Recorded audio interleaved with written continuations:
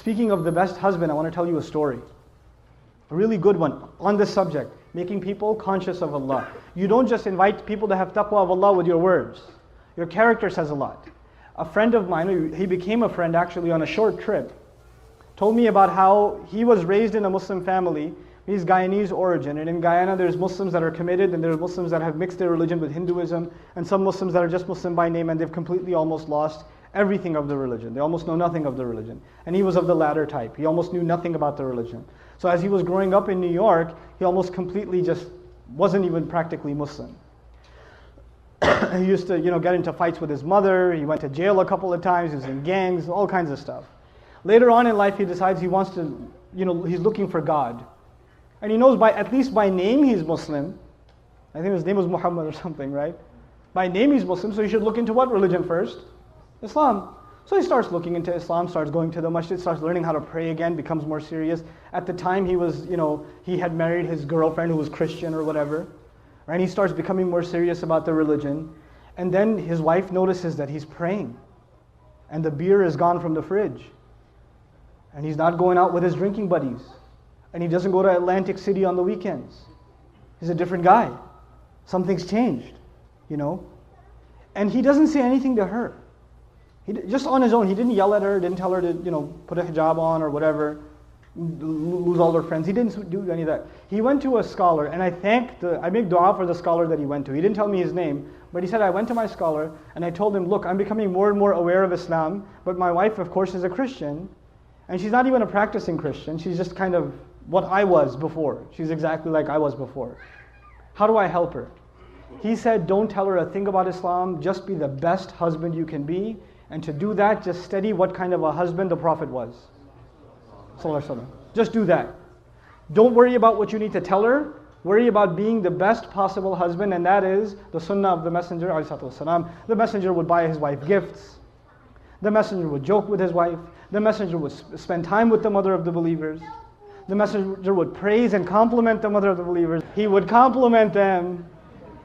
You guys eat the first morsel of food in iftar, like, And the wife says, what? You go, nothing. Right? You drink, some of the desis here drink the first little sip of lassi. Look, I know the economy's bad, but are we really that short on sugar? Or,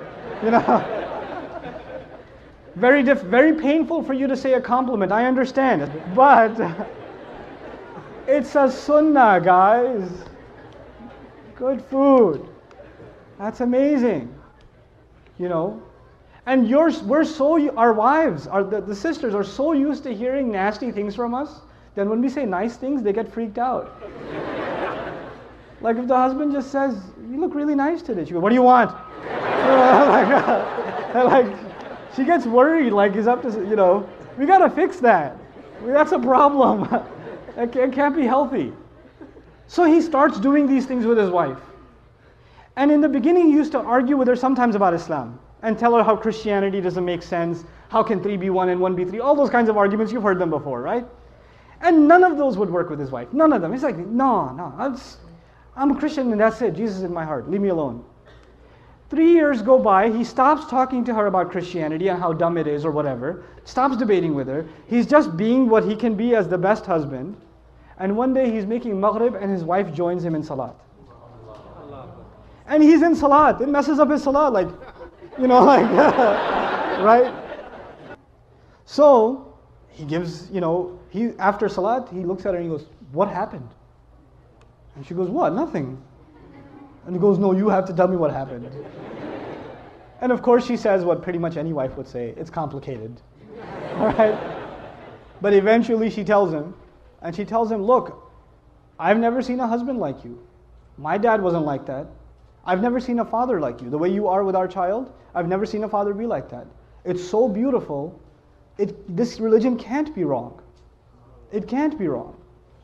This is ittaqullah. You see how aware you are of Allah in your life, right?